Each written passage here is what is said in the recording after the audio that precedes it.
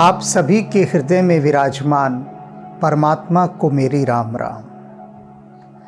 चित्रकूट पर सीता जी को किसी की याद नहीं आती, न अयोध्या की, न मिथिला की, न सास ससुर की, न सखियों की, न अपनी बहनों की, किसी की भी। वो सब कुछ भूलकर राम के चंद्रमुख को ही निहारती रहती हैं।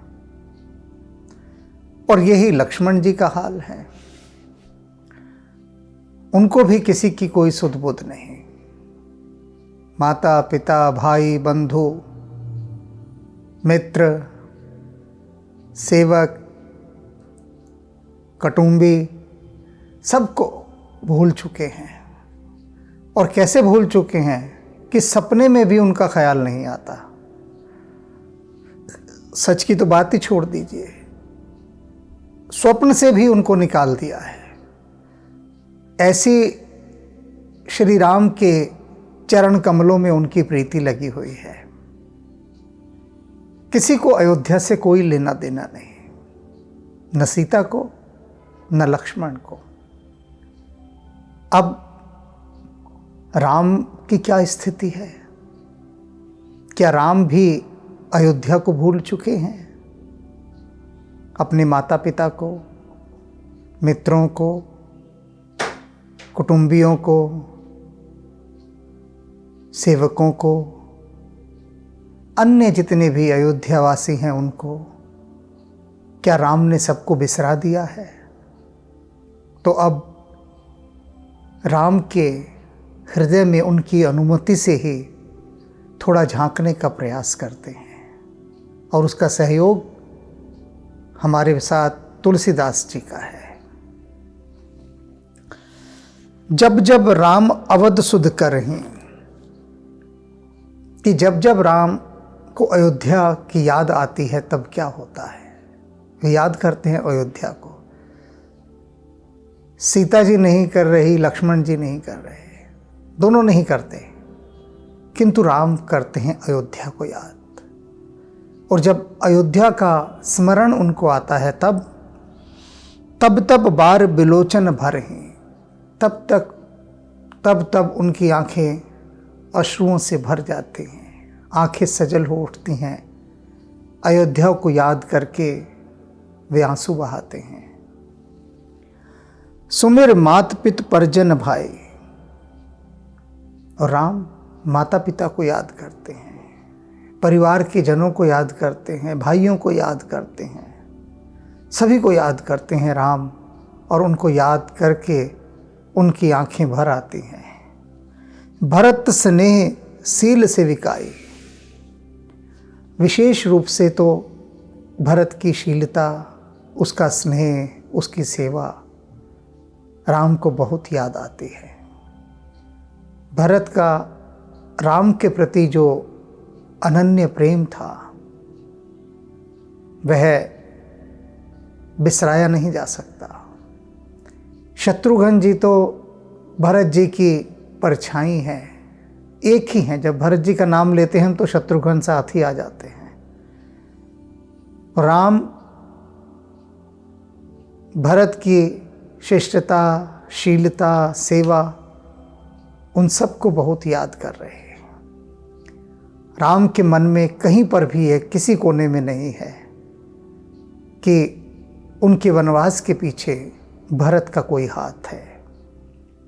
वे तो अभी भी भरत को याद करके आंसू बहा रहे हैं।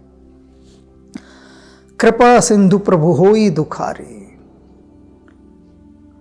कृपा के जो सिंधु हैं प्रभु श्री राम, वे दुखी हो गए हैं, स्वयं दुखी हो गए हैं। जो सारे जगत पर कृपा करते हैं वे स्वयं इस समय दुख से भरे हुए हैं। धीरज धर ही कुसुम बिचारी। किंतु फिर धीरज धारण करते हैं, यह सोचकर कि यह बुरा वक्त है, कुछ समय है, दुर्दिन है। मन में ऐसा विचार करके कि बुरा समय है तो वे धैर्य को धारण कर लेते हैं। लख सिय लखन बिकल होई जाए। राम को इस तरह से दुखी होता देखकर सीता और लक्ष्मण भी दुखी हो जाते हैं, क्योंकि वे राम से ही पूरी तरह से जुड़े हुए हैं, संचालित हैं। राम प्रसन्न है तो वे दोनों प्रसन्न हैं, राम दुखी हैं तो स्वाभाविक रूप से वे भी दुखी हो जाते हैं। लख सिय लखन बिकल होई जाई, जिमे पुरुष ही अनुसर परिछाएं। कैसे दुखी हो जाते हैं राम को दुखी होता देखकर लक्ष्मण और सीता, कि जैसे मनुष्य की परछाई उसका अनुसरण करती है वैसा ही व्यवहार करती है। जैसा जैसा मनुष्य अपना व्यवहार करता है उसी व्यवहार के अनुसार उसकी परछाई व्यवहार करती है, उसका अनुकरण करती है। लक्ष्मण और सीता ने जान लिया है कि राम दुखी हो गए हैं, तो राम को दुखी होता देखकर वे दोनों कैसे सामान्य रह सकते हैं, सहज रह सकते हैं। वे भी दुखी हो गए। अब राम इस बात को गहराई से देखते हैं, जानते हैं कि उनको दुखी देखकर लक्ष्मण और सीता भी दुखी हो गए, और राम नहीं चाहते कि वे दुखी हों। प्रिया बंधु गति लख रघुनंदन, राम ने लक्ष्मण की और सीता की ये गति देखी कि वे दुखी हो गए हैं। धीर कृपाल भगत और चंदन, राम तो चंदन के समान हैं, जो भक्तों के हृदय पर लगते हैं तो सुगंध और शीतलता दोनों प्रदान करते हैं। तो धैर्य धारण करके उन कृपालु प्रभु श्री राम ने एक उपाय निकाला। वे राम जो भक्तों के हृदय के चंदन हैं, लगे कहन कछु कथा पुनीता, और उन्होंने उनको प्रसन्न करने के लिए लक्ष्मण और सीता को, उनको उस दुख से बाहर निकालने के लिए और यह जताने के लिए कि मैं भी दुखी नहीं हूँ, तुम चिंता मत करो, मेरे लिए परेशान न हो, मैं दुखी नहीं हूँ, ऐसा विचार करके उन्होंने एक उपाय निकाला और उनको कहानियाँ सुनाने लगे कहन कछु कथा पुनीता, बहुत पवित्र कहानियाँ, प्यारी कहानियाँ। राम बहुत कहानियाँ सुनाते थे, तो ये हम उनको कहानियाँ सुना रहे हैं। सुन सुख लय ही लखन अरु सीता, और उसको सुनकर सीता और लक्ष्मण कुछ सुखी हुए। उनको लगा कि अच्छा ठीक है, राम दुख में नहीं हैं, वे कहानियाँ सुना रहे हैं और कहानी में डूब गए हैं, आनंदित हैं, और यह जानकर वे भी कथा के रस में डूब गए, तो वे सुखी हुए दोनों। उनको दुख से फौरन बाहर निकाल दिया राम ने, और स्वयं भी बाहर आ गए।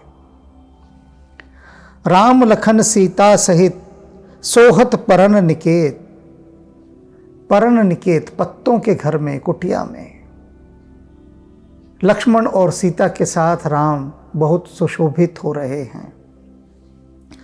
जिमि बासव बस अमरपुर सची जयंत समेत, और कैसे शोभित हो रहे हैं कि जैसे अमरावती जो स्वर्ग की नगरी है, इंद्र जहाँ का राजा है, शची इंद्र की पत्नी है, जयंत उसका पुत्र है, कि जैसे इंद्र अपनी पत्नी और पुत्र के साथ अमरावती में सुशोभित होता है, इसी प्रकार प्रभु श्री राम इस पत्तों की कुटिया में लक्ष्मण और सीता के साथ सुशोभित हो रहे हैं। जोग वही प्रभु सिय लखन ही कैसे, पलक बिलोचन गोलक जैसे। तुलसीदास जी कह रहे हैं कि प्रभु श्री राम लक्ष्मण और सीता की कैसे संभाल करते हैं, कैसे उन्हें संभालते हैं, केयर, देखभाल कैसे करते हैं। तो उदाहरण दे रहे हैं कि जैसे पलकें आँखों की देखभाल करती है, पलकें कितनी क्षण क्षण में झपकती रहती है, आँखों पर कुछ गिरने नहीं देती, कोई भी चीज़ तिनका भी उड़कर आ रहा हो आँखों की तरफ, तो उससे पहले ही पलकें बंद हो जाती हैं और आँखों की रक्षा करती हैं। ऐसा स्वचालित एक सिस्टम है, ऑटोमेटिक सिस्टम, स्वचालित व्यवस्था। तो ऐसी ही व्यवस्था राम के साथ है कि वो सीता और लक्ष्मण की ओर कोई भी कष्ट, असुविधा आने नहीं देते हैं। जैसे पलकें रक्षा करती हैं, ऐसी ही वे रक्षा करते हैं। सेवहि लखन सिंह रघुबीर ही, और लक्ष्मण और सीता ये राम की सेवा कैसे करते हैं। इधर तो उन्होंने बताया कि राम कैसे उनकी देखभाल करते हैं, रक्षा करते हैं सीता की और लक्ष्मण की, जैसे पलके आंखों की। अब सीता और लक्ष्मण ये किस प्रकार से सेवा करते हैं राम की, इसके लिए जो उदाहरण दे रहे हैं अब तुलसीदास जी, बेमिसाल उदाहरण है, बेमिसाल है। थोड़ा टेढ़ा उदाहरण, लेकिन उसकी जो ध्वनि है, उसकी जो आत्मा है, उसका जो सार है, उसका जो एसेंस है, वो बिल्कुल सटीक है।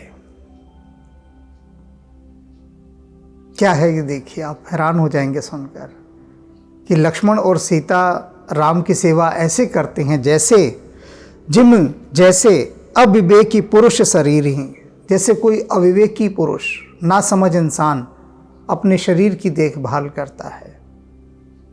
अब आप सोच रहे होंगे कि जो ना समझ है तो शरीर की देखभाल कैसे करेगा। नहीं, बात को समझिए। इसीलिए तो कहते हैं ना कि संतों की वाणी को समझने के लिए थोड़ा गहरे उतरना पड़ता है। तुलसीदास जी कह रहे हैं कि जैसे कोई अविवेकी व्यक्ति, ना समझ व्यक्ति, अज्ञानी व्यक्ति अपने शरीर की देखभाल करता है, ऐसे ही लक्ष्मण और सीता राम की सेवा करते हैं, जैसे वो अपने शरीर की सेवा करता है। अब इसे समझिए, तुलसीदास जी शरीर की सेवा करने वाले को अविवेकी क्यों कह रहे हैं, नासमझ क्यों कह रहे हैं? क्योंकि जो बॉडी कॉन्शियस लोग होते हैं, शरीर केंद्रित, वो सिर्फ शरीर की ही देखभाल करते हैं। ऐसी अनेक नारियां हैं जो बॉडी कॉन्शियस होती हैं, पुरुष भी हैं, दोनों पुरुष और नारी दोनों ऐसे हैं। तो वे क्या करती हैं कि ब्यूटी पार्लर जाएंगे,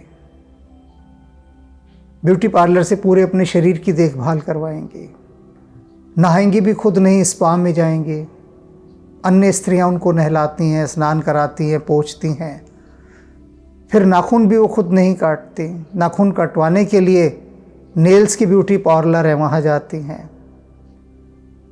और शरीर की हर देखभाल के लिए एक एक विशेषज्ञ के पास जाती हैं। सुबह से शाम तक उनका एक ही लक्ष्य होता है कि किस प्रकार से शरीर की सेवा की जाए, देखभाल की जाए।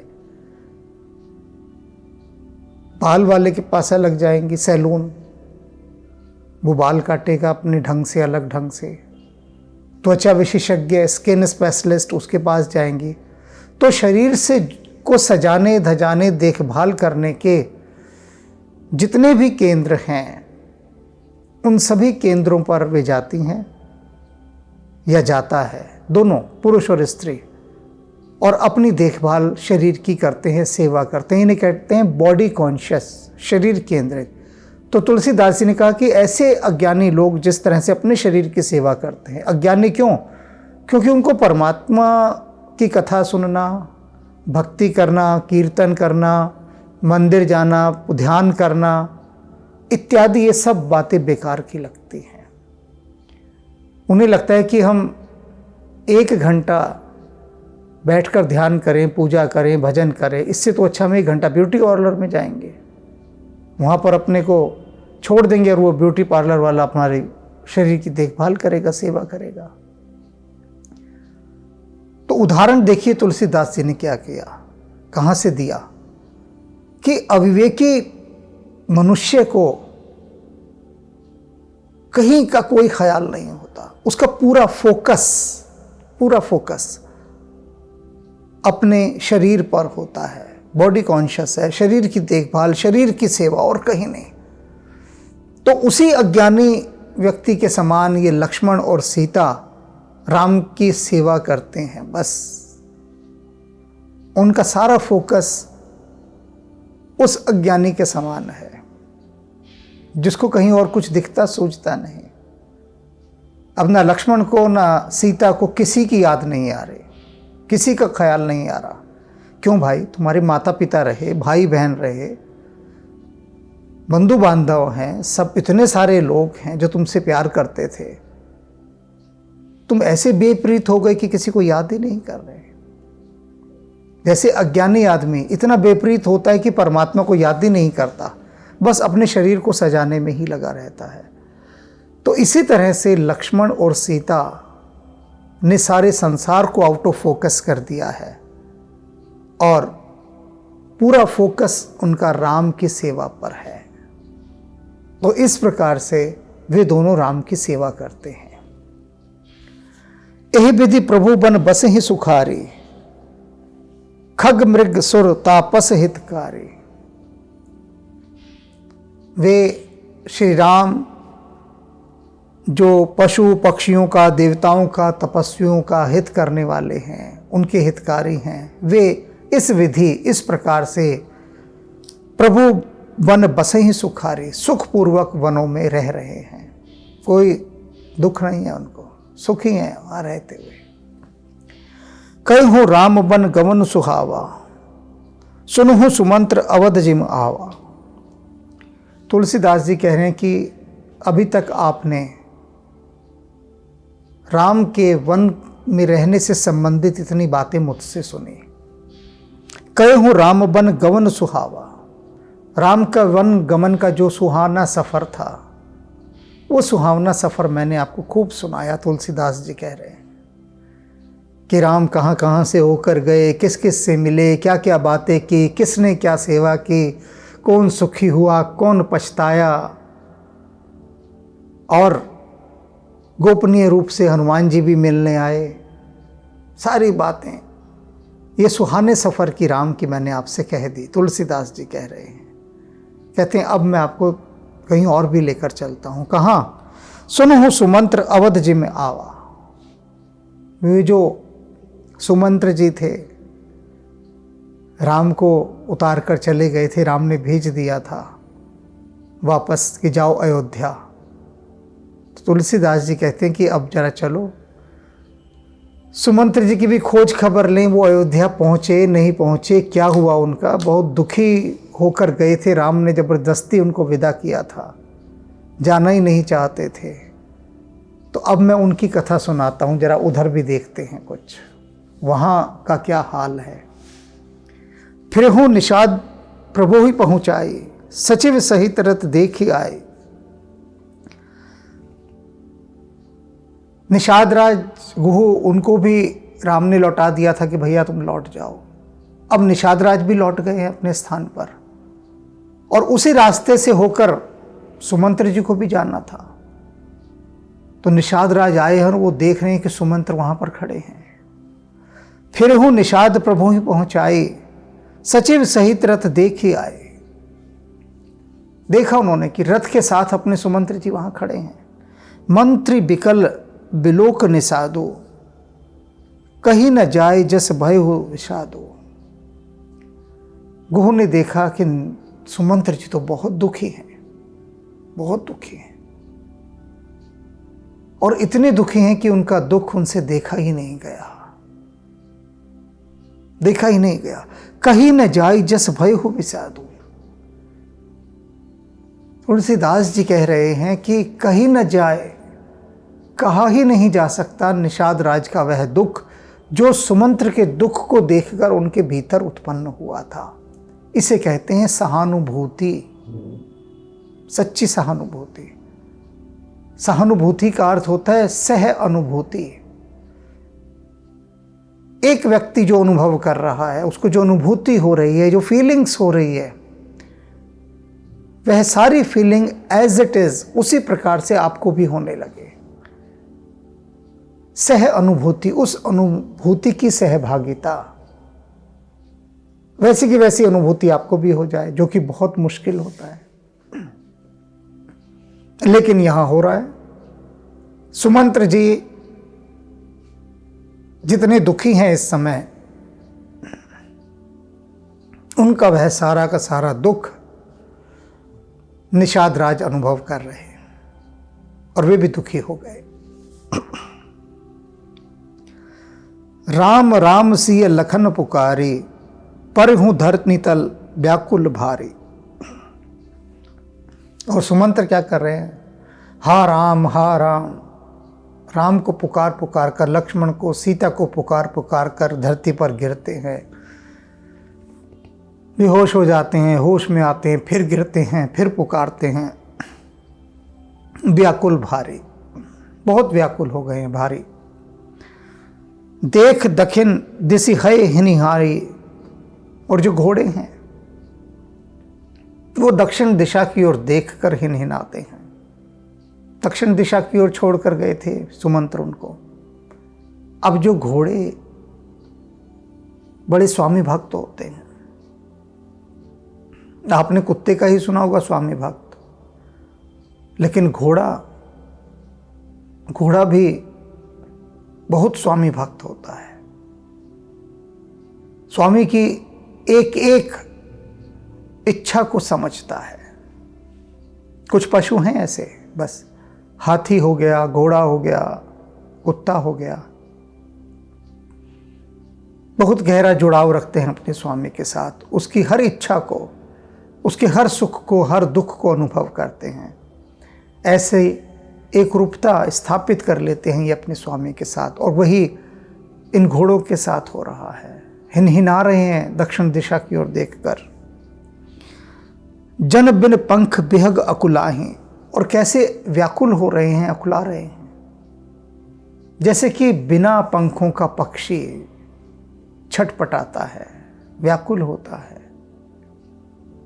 ऐसे राम ही तो इनके पंख थे, ये घोड़े जो उड़ते थे, हवा से बातें करते थे, राम के पंख लगाकर अब पंख ही नहीं रहे तो व्याकुल हो रहे हैं।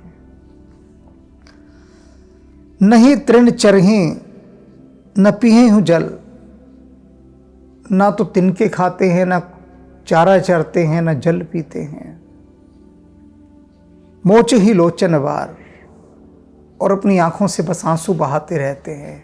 ये घोड़ों का हाल हो रहा है, सुन रहे हैं ना ध्यान से, इंसानों का नहीं है।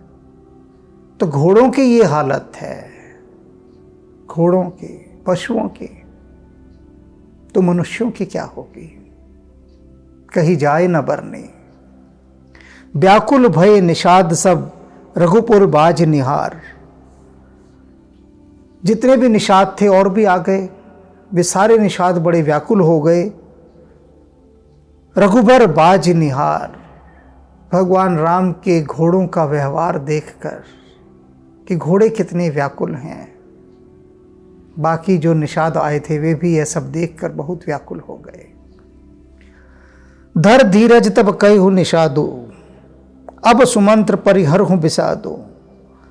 तब बड़ी मुश्किल से धीरज धारण करके निषाद राज गुहु सुमंत्र से कहते हैं कि सुमंत्र जी, अब परिहर हूं बिसादो, अब आप अपना दुख छोड़ दीजिए, बहुत दुख हो गया, अब दुखी ना होइए।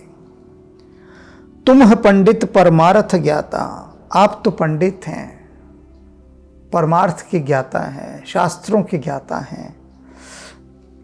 धरो धीर लखि विमुख विधाता, आप यह सोचकर धैर्य धारण कीजिए अब कि जो विधाता है ना, यही विमुख हो गया है, बुरा समय आ गया। विधाता ने ही मुख मोड़ लिया तो अब हम और आप क्या कर सकते हैं? कुछ नहीं कर सकते। बहुत दुखी हो लिए, बहुत दुख कर लिया, अब इस दुख को छोड़ दीजिए। विविध कथा कही कही मृदुबानी, रथ बैठा रहू बरबस आने। और अपनी कोमल वाणी से निषाद राज ने बहुत सारी कहानियां सुनाई, कथा सुनाई, प्रेरक कथाएं सुनाई, इंस्पिरेशनल स्टोरीज, कि उन प्रेरणादायक कथाओं को सुनकर कुछ तो इनको हिम्मत बंधेगी, नहीं बंधी। लेकिन दुख ही इतना भारी था। तब निषाद राज ने जबरदस्ती उनको पकड़कर रथ में बिठाया, भेजने के लिए अयोध्या। जबरदस्ती रथ बैठार हूं बरबस आने, बरबस बैठना ही नहीं चाहते थे, जबरदस्ती लेकर रथ में बैठाया। शोक शिथिल रथ सकई न हाके, लेकिन सुमंत्र तो इतने शोकग्रस्त थे कि उनसे रथ हाँका ही नहीं जा रहा था। बैठा तो दिया, अब चले कैसे? हाँकेंगे तभी तो रथ चलेगा ना। वे तो निस्तेज, निराश, जैसे कि युद्ध भूमि में अर्जुन निराश हो गया था, ऐसे शिथिल हो गए। रघुबर बिरह पीर और आंखी, और भगवान राम की जो विरह की पीड़ा थी, रघुवर बिरह पीर और बांकी, बड़ी तेज पीड़ा थी वो, बड़ी तीव्र पीड़ा उनके भीतर उठती जा रही थी, राम से वियोग की पीड़ा।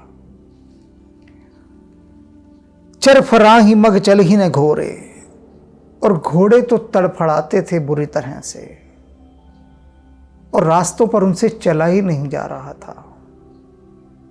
ये घोड़े जो बड़े बड़े युद्धों में नहीं घबराते थे, आज उनकी ऐसी हालत हो गई है कि तड़फड़ा रहे हैं और चला ही नहीं जा रहा। वन मृग मन हो आनि रथ जोड़े, और ऐसा लग रहा है कि जैसे रथ के अंदर कोई जंगली घोड़े जोड़ दिए हों, जिनको पता ही नहीं, चलने का तरीका ही नहीं पता हो कि कहाँ चलना है। जिसका जहाँ मन कर रहा है वो उधर मुंह उठाए चल रहा है। जंगली घोड़े, क्योंकि राजाओं के घोड़े तो बहुत अनुशासित होते हैं, वेल डिसिप्लिन्ड, इशारों में चलते हैं, इशारा भी नहीं करना पड़ता, अपने आप चलते हैं, सब समझदार। और अब इन घोड़ों का व्यवहार ऐसा हो गया है कि जैसे जंगली घोड़े हों, जिन्हें पता ही नहीं कहाँ जाना है, क्या करना है, कुछ सुन नहीं रहे, कुछ मान नहीं रहे, ऐसी हालत हो गई है। अढुक पर ही फिर हेर ही पीछे, राम वियोग बिकल दुख तीछे। चलते हैं और राम के वियोग में ठोकरें खा खा कर गिरते हैं। ये घोड़े ठोकर खाने वाले नहीं हैं, लेकिन दुख अच्छे भले सशक्त शरीर को भी बेजान कर देता है, निर्जीव कर देता है, निढाल कर देता है, कमजोर कर देता है। और वही इन घोड़ों के साथ हुआ। ठोकरें खा खा कर गिर रहे हैं और बार बार मुड़ मुड़ कर दक्षिण दिशा की ओर देखते हैं पीछे। जो कह राम लखन वैदेही, हिंकर हिंकर हित हेर हिते ही।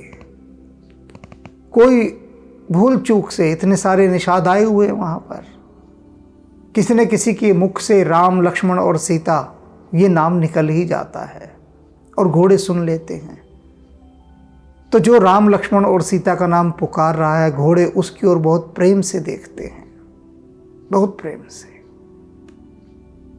अनुभव कर रहे हैं ना घोड़ों की मन की स्थिति को, कि कितना राम से प्रेम है। पशुओं को राम से इतना प्रेम है, और मनुष्य बस आगे नहीं कहेंगे हम कुछ, आप स्वयं समझदार हैं। जो कहे राम लखन वैदेही, हिंकर हिंकर हित हेर हितेही। बाजी बिरह गति कही कि में जाती, बिनु मनि फनिक बिकल जेहि भाती। उन घोड़ों की विरह की दशा कैसे कही जा सकती है भला? वे तो ऐसे व्याकुल हो गए थे जैसे कि किसी मणिधारी सांप की मणि छिन गई हो। प्राचीन कथाएं हैं, उन कथाओं में आता है कि एक सांप ऐसा होता है जो मणि को लेकर घूमता है, वो मणि ही उसकी जान होती है। मणि वो हमेशा अपने पास अपने मुंह में रखता है, और कभी निकाल कर उसको रख कर सिर के ऊपर नाचता है, उसको सामने रखता है। वह मणि ही उसकी शक्ति होती है, उसके प्राण। अगर उसकी वह मणि खो जाए तो फिर सांप निर्जीव जैसा अधमरा बेजान हो जाता है। दुखी और निराश हो जाता है, हतोत्साहित हो जाता है। तो जैसे मणिधारी सर्प की मणि छिन गई हो, इसी प्रकार इन घोड़ों की दशा है। राम से दूर होते ही ये मणि विहीन सर्प जैसे हो गए हैं। भय हो विषाद विषाद बस देखत सचिव तुरंग, बोली सुर सेवक चार तब दिए सारथी संग। मंत्री और घोड़ों की ऐसी दशा देखकर, बेबस दशा देखकर निषाद राज घोह बहुत चिंतित हो गए कि क्या किया जाए। ऐसे तो ये अयोध्या पहुंचेंगे ही नहीं, लेकिन इनको अयोध्या पहुंचाना है। तब उन्होंने अपने 4 निषाद सेवकों को बुलाया और उनसे कहा कि ऐसा है, तुम रथ हाँको और सुमंत्र जी को अयोध्या तक पहुंचा कराओ। गुहु सारथी फिर ही पहुंचाई, बिरहु विषाद बरन नहीं जाए। निषाद राज गुहु ने अपने उन सारथियों को कहा कि भैया जाओ अब, और सुमंत्र जी को उनके हवाले कर दिया और फिर लौट गए अपने स्थान को।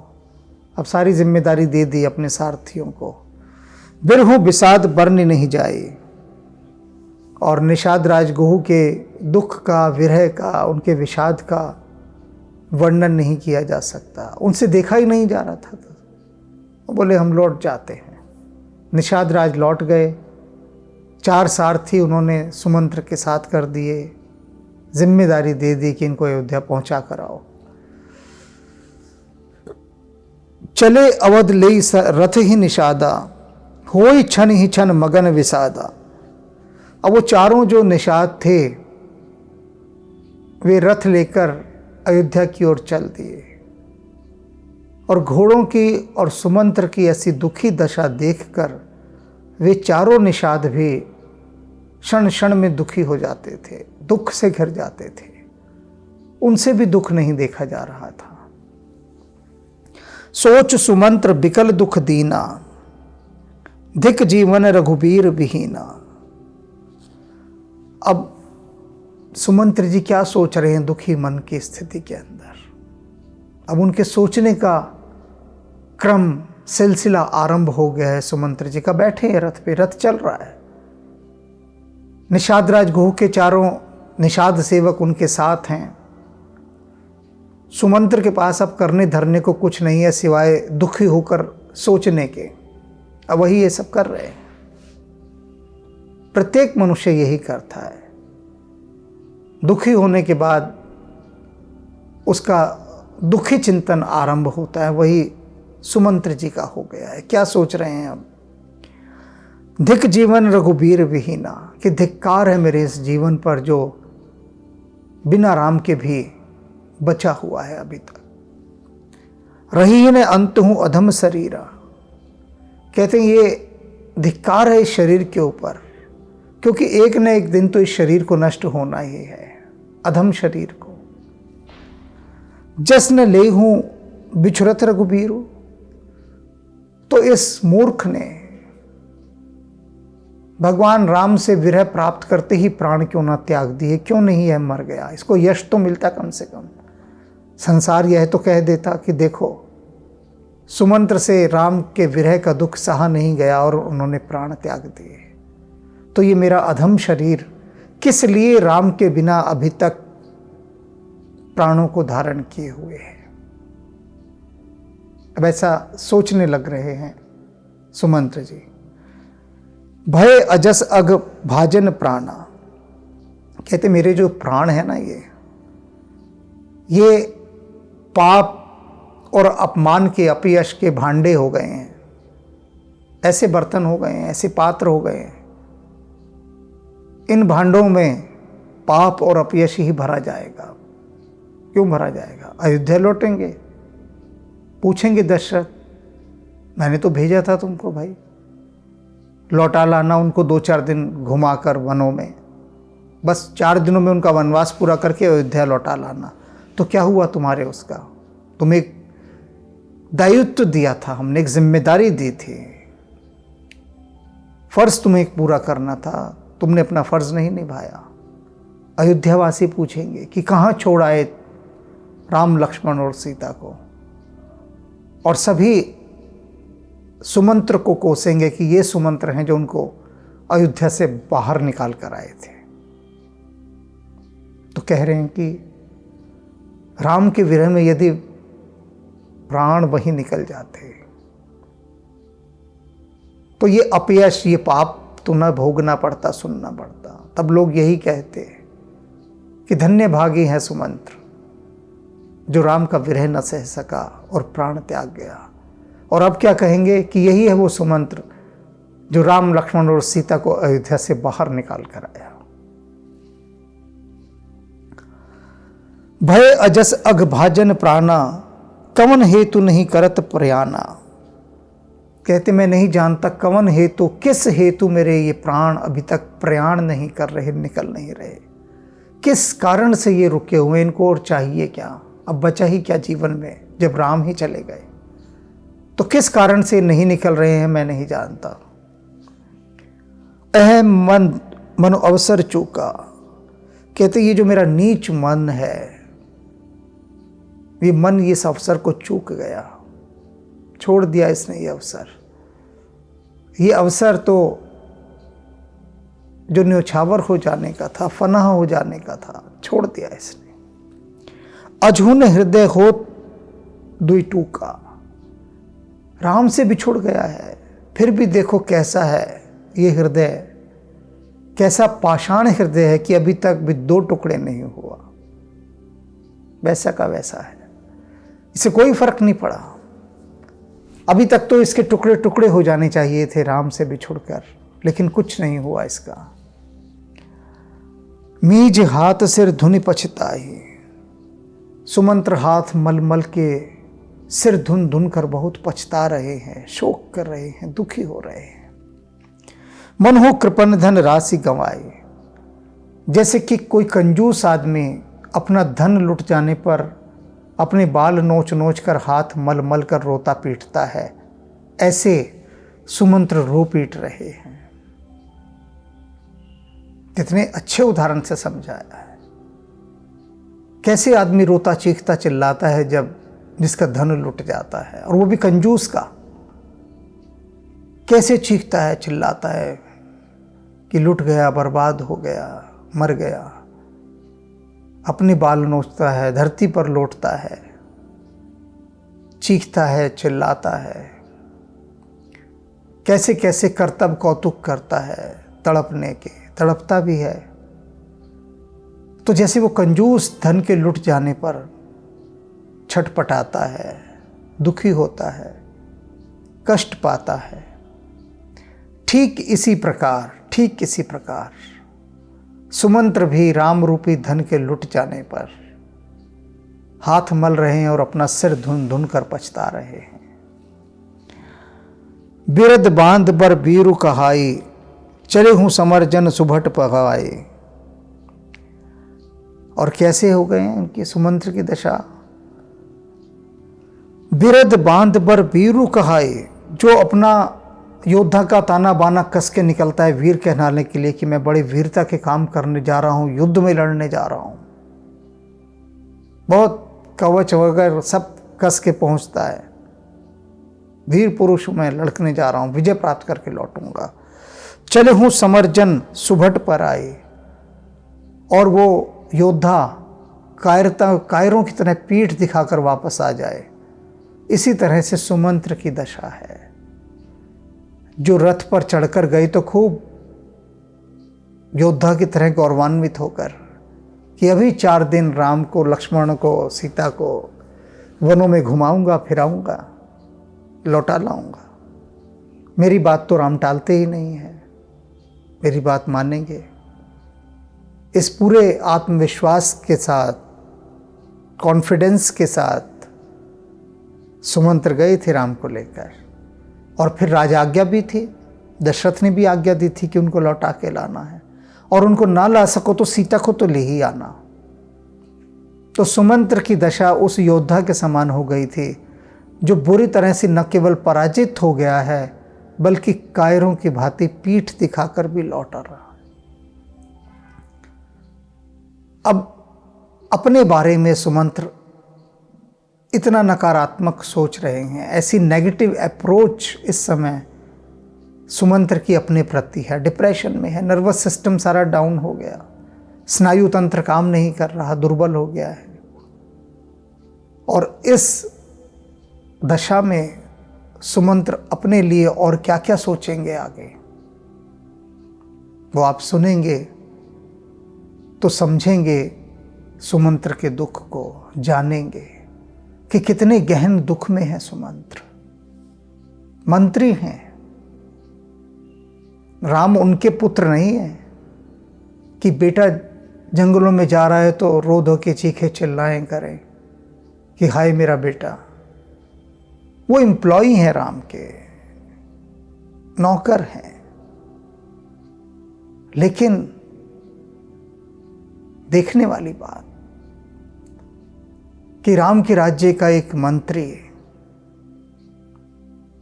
राम के जाने पर कैसा विह्वल है, कैसा दुखी है, ऐसा कहीं पर भी देखने सुनने में नहीं आता।